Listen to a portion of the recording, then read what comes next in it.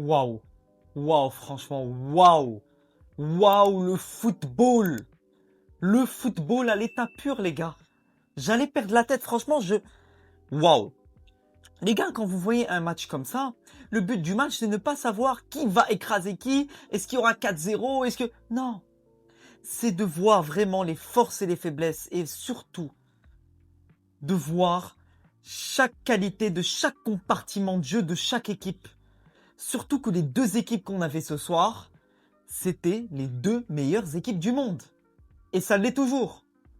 Que ce soit la saison passée ou encore cette année, ce sont les deux équipes prétendantes au titre. Le Barça, tout comme le PSG. Mais le match mental, le caractère, la concentration, la tactique, comment il faut entreprendre ce genre de match, franchement, chapeau. Chapeau au PSG qui allait chercher une victoire à Barcelone alors qu'ils étaient menés 1-0. Tu joues à Barcelone, je sais pas combien de fois je vais te le rappeler. Tu joues avec une attaque décimée. Tu as Doué, Dembélé, Kvaratskhelia, Neves, Marquinhos, indisponibles. Tu as 5 joueurs sur ton 11 titulaire qui ne sont pas là. Et malgré ça, tu vas chercher une victoire à Barcelone. Mais il faut avoir du caractère, il faut avoir du mental parce que ça fait mal au collectif d'avoir ce genre d'absence. Malgré évidemment la présence d'un Vitinha, d'un Fabien Ruiz, Zabardi qui aura fait un excellent match. Pacho également, Mendes, mais franchement, j'ai beaucoup de choses à dire dans cette vidéo, les gars. J'ai beaucoup de choses à dire. Déjà, la première question que je me posais avant le match, c'est de savoir qui des deux équipes aura la possession. Ces deux équipes assez proches au niveau tactique. T'as un Barça fliquien avec une défense assez haute qui est confiante de son jeu, qui sait qu'il faut qu'elle joue haut pour exploiter au maximum ses qualités, pour maximiser l'offensive justement. Et tu as du côté du PSG, un PSG en pressing collectif qui dépend pas forcément des individualités, hormis grosse absence. Et ce soir, on a eu beaucoup d'absences et malgré ça, ils sont allés chercher cette victoire. Les 20 premières minutes ont été dominées par le Barça, très clairement. Le Barça qui est rentré dans le PSG, 20 premières minutes de possession, de pur football, avec un Pedri, comme d'habitude, qui est le guide de cette équipe, qui allait guider ce FC Barcelone. Franchement, également, quelque chose que je dois notifier, que je dois rajouter, c'est le niveau défensif des deux équipes. Ça ne prend pas l'eau. Malgré un score de 2-1, ça ne prend pas l'eau. Ça ne va pas te prendre du score de 4-1, 5-1. Si c'était le Real ce soir, on aurait pris l'eau. Est-ce que vous avez vu le caractère défensif des joueurs des deux équipes? Zabarni Pacho, Koubarsi, Eric Garcia. Eric Garcia également est un joueur que Hansi Flick a métamorphosé. Si tu prends Eric Garcia, tu le mets dans un autre club que le Barça et qu'il y a un autre coach hormis Flick, peut-être qu'il n'aurait pas eu ce niveau-là. Flick métamorphose les joueurs, je ne sais pas ce qu'il leur donne au petit-déj, mais franchement, waouh, les métamorphoses des deux équipes. Un PSG qui est revenu après ce 1-0 sur ce but de Ferran Torres avec une magnifique passe de Marcus Rashford. Magnifique passe de Marcus Rashford en une touche de balle. Rashford qui a également fait un match très bon, mais dans les intentions, il est excellent. Excellent dans les intentions, Marcus. Parfois, il est un peu aléatoire dans la prise de décision sur le dribble et dans ce qu'il souhaite entreprendre. Il est un petit peu aléatoire, il ne sait pas où aller, mais il a les bonnes intentions, il a des idées, il a des intentions, mais parfois, ce qu'il fait, c'est un peu aléatoire. Olmo qui n'aura pas fait un si bon match que ça également. Lamine Yamal, la première mi-temps de Yamal, elle est méchante. Hein. Dès les premières minutes, tu as une première mi-temps de Yamal, ça fait mal. La deuxième mi-temps de Yamal, elle aura été globalement assez invisible. Voilà, j'ai trouvé un Yamal moins dans son match.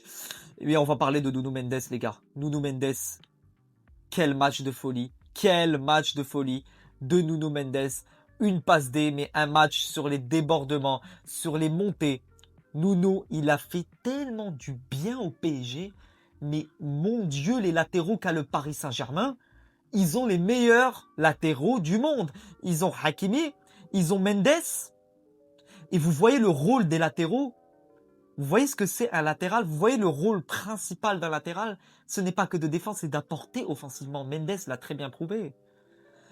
Zaïre Emery qui n'aura pas forcément fait un excellent match. Vitinha qui rentrait dans son match assez difficilement, mais la deuxième mi-temps qu'il te fait, franchement, j'ai beaucoup apprécié sa deuxième mi-temps. Mayoulou, critiqué avec Mbaye, mais j'ai quand même bien aimé Mayoulou dans la finition. Il faut pas l'oublier, Mayoulou qui marque pas mal de points. Buteur en finale face à l'Inter, buteur ici contre le Barça. Ça remplace un PSG, les gars, qui est en place et malgré les absences, chaque joueur sait ce qu'il doit faire. Chapeau pour l'état d'esprit que a su impliquer, su donner justement Luis Enrique à ses joueurs en l'espace de 2 ans. Luis Enrique a métamorphosé ce club. Le Barça, faut pas croire qu'avec cette défaite-là, 2-1, c'est un Barça mauvais. C'est un Barça nul. Non. Ces deux équipes-là ont montré footballistiquement ce qu'il y a de meilleur au monde actuellement. Bradley Barcola, titularisation. Bradley Barcola, ce que je trouve dommage chez ce joueur, c'est que dans les intentions, il est excellent, dans la déstabilisation, excellent, les dribbles. La finition n'est pas forcément bonne et aussi le jeu sans ballon et la conduite de balle. La conduite de balle de Barcola est assez hasardeuse parfois. Il peut perdre des courses trop facilement alors que ça pouvait être mieux. Il a beaucoup de potentiel. Et je pense que s'il améliore sa finition et sa conduite de balle, ça peut vraiment devenir un top joueur mondial. Comme l'a été Dembélé, comme l'a été Vini. En fait, c'est des problèmes de confiance de joueur, de profil. Où dans la finition, c'est pas bon. Mais dans la déstabilisation et l'envie d'apporter, c'est bon. Au niveau des rentrées, t'as Flick qui fait ses 4 rentrées qui n'auront pas forcément été si bénéfiques que ça. Tu vois, alors Gérard Martin, je ne peux rien lui reprocher. Il a fait du Fran Garcia ce soir, c'est-à-dire dans le surpassement de soi. Il était là pour son équipe, il savait quoi donner. Très très fort.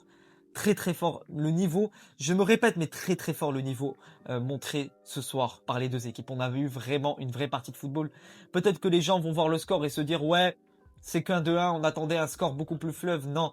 Ça te montre justement que ces deux équipes-là se neutralisent. Ces deux équipes-là sont beaucoup trop fortes sur tous les compartiments du jeu. Et ça sera très difficile de les bouger. Le PSG est inarrêtable. Je vous rappelle le début de saison du PSG. Ils enchaînent Coupe du Monde des clubs. 2 semaines après, ils rentrent sur du Tottenham. Ils rentrent sur du Atalanta. Où ils les écrasent 4-0. Et là, ça te bat peut-être la seconde, voire le top 1, top 2 des meilleures équipes au monde actuellement. Donc voilà ce que je voulais dire individuellement sur chaque joueur. Hakimi, la passe D qu'il a fait. La passe D de Hakimi, mais mon Dieu. Mon Dieu. C'est fort. Yamal, comme je vous l'ai dit, sa première mi-temps aura été bonne. Et ce qui m'effraie chez ce joueur, c'est qu'il est imprévisible. En étant prévisible, c'est-à-dire dans le dribble, il est prévisible, mais dans la dernière décision, tu ne sais pas ce qu'il va faire. Est-ce qu'il va tirer? Est-ce qu'il va frapper? Est-ce qu'il va passer? Est-ce qu'il va dribbler? Tu ne sais pas ce qu'il va faire. Il peut te faire un sombrero comme il peut te faire un dribble. Il peut te faire une transversale sur l'autre côté de l'aile. Il peut faire tout. Ce joueur est beaucoup trop complet. Et il a encore beaucoup de marge de progression. C'est ça le pire à 18 ans. Il a encore beaucoup à montrer au monde du football. Alors, statistiquement, si je peux voir statistiquement ce qu'a fait ce PSG. Alors, statistique, voilà. La possession aura été globalement assez équilibrée. Également les buts attendus. 15 tirs, 12 tirs des deux côtés. 7 tirs cadrés côté Paris Saint-Germain avec tous les absences. Hein. Avec tous les absences côté PSG, ils ont réussi à cadrer plus de tirs que le FC Barcelone. Le FC Barcelone aura été moins dangereux dans le dernier tir, dans le tir cadré. Je trouve qu'un Barça aura été moins clinique devant les cages. Il manquait peut-être ce nombre de tirs cadrés un peu plus élevé. Mais globalement, on a eu un match de folie. Un match où vraiment les deux équipes se sont tellement bien exprimées. Évidemment qu'il y aura un heureux, un malheureux. Il pouvait y avoir un match nul, mais dans l'ensemble, c'est vraiment un match terrible. J'ai envie de revenir sur quelques individualités, même si je suis revenu sur pas mal de choses. Comme je vous l'ai dit, défensivement, le Barça, ils prennent un énorme risque, les gars. Le risque que prend le FC Barcelone, c'est de faire confiance à son propre jeu, d'assumer son jeu. Ça peut être du suicide à certains matchs de jouer ce genre de jeu, de se faire ouvrir défensivement, parce que s'il y avait Dembélé, Kvara et Doué derrière, c'est pour ça que j'aurais aimé voir justement cette attaque au complet du PSG, pour voir cette défense du Barça encore plus mise à l'épreuve. Et on voit que la défense du Barça est bonne, mais à certains moments, ça peut se faire manger, ça peut se faire tuer sur des détails de repli, sur des détails de jeu positionnel. En fait, c'est très détaillé. Contre ce genre d'équipe comme le PSG, champion d'Europe au titre, c'est trop détaillé et tu peux te faire avoir même en faisant le meilleur match de ta vie. Donc c'est ça dans la globalité ce que je voulais dire. Mbaye qui aura fait également intéressant. Il aura donné ce qu'il voulait sur le terrain. Intéressant. Frenkie de Jong, toujours qui accompagne Pedri dans le bon sens. Ces 20 premières minutes excellentes du Barça, ça part de Pedri. Hein. C'est Pedri qui est là à distribuer, à être vraiment dans la fluidité du jeu. Comme depuis le début de saison, pour moi, c'est le milieu moteur du Barça avec Frenkie de Jong, Eric Garcia, que je vous l'ai dit, Métamorphose, Koundé, Solide. Et malgré ça, ça perd sur des détails sur ce dernier but de l'entrant Gonzalo Ramos, qui a fait une excellente entrée, qui clinique devant les cages. Canguilhi, très très bonne entrée également de Canguilhi. Poto, très dangereux sur les dribbles, très dangereux dans les intentions, le petit Lee Kang. Donc franchement, très très intéressant le match qu'a pu montrer. Le PSG peut être également une équipe qui miserait sur un back-to-back cette année. Pour moi, la Ligue des Champions, ça se jouera en ces deux équipes, franchement. Et le Bayern Munich et potentiellement d'autres équipes comme Arsenal. Pour moi, c'est les 4 équipes que je vois vraiment prétendantes au titre cette année. C'est ces 4 équipes-là. Mais waouh. Waouh.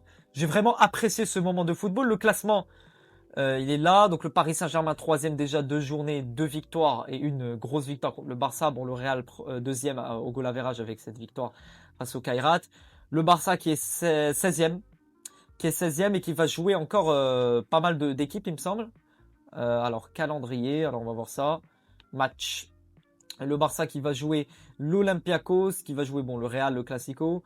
Bruges, ok. Bon, le reste des matchs, à part le PSG, ils vont jouer Chelsea. Et c'est le seul match, il me semble, qui sera compliqué. Mais derrière, le PSG prend une énorme option. Hein. Une énorme option avec les gros matchs qui les attendent. Ils vont jouer le Bayern. Ils vont jouer qui d'autre? Je sais plus qui. Ils vont jouer Athletic Bilbao. Ils vont jouer quand même pas mal de très très grosses équipes. Donc très grosse option que prend le Paris Saint-Germain. Donc là je suis en train de revoir si j'ai pas oublié quelque chose à dire sur ce match. Mais vraiment les gars, donnez-moi votre avis en commentaire. Participez en commentaire. Dites-moi ce que vous avez pensé des failles du Barça. Est-ce que pour vous il y a eu des failles? Parce que c'est dans ce genre de match que tu peux réellement voir les failles d'une équipe. C'est dans ce genre de match que tu peux vraiment reconnaître tes forces et tes faiblesses. Et ce que j'ai envie de dire en fin de cette vidéo, les gars, c'est que le Real Madrid est loin du compte. C'est qu'en ayant regardé ce match, j'ai honte. Qu'en ayant regardé ce match, je me dis qu'on est à des années-lumière de ce genre d'équipe qui travaille tous les jours, toutes les semaines, à essayer de faire comprendre à ce genre de joueurs les responsabilités à avoir sur le terrain, le caractère, la tactique, l'envie. On est loin du compte. Si le Real était sur le terrain, que ce soit contre le Barça ou contre le Paris Saint-Germain, ils peuvent se prendre une raclée 4-5-0 facile. Voilà ce que je pense de ce match, les amis. Franchement, rien à dire. Très très belle partie de football. Il me tarde de voir les prochains matchs, évidemment, du Barça. Comment ils vont faire pour se retrouver, essayer de remonter en puissance, essayer de réfléchir, parce que c'est dans ce genre de match que tu sauras quoi améliorer. Donc on verra avec le temps ce que ça donnera. Prenez soin de vous, les amis. J'espère que cette vidéo vous aura plu, que ce débrief vous aura plu, comme d'habitude. N'hésitez pas à vous abonner, à liker, à commenter, à partager cette vidéo. Ça me fait énormément plaisir avec toute la force que vous me donnez en ce moment. Merci à toutes et à tous. On se retrouve dans les prochains jours. La Liga va reprendre. Et encore une fois, à la Madrid, in Damas, vive le football. Et ciao pour des nouvelles aventures. Ciao les gars.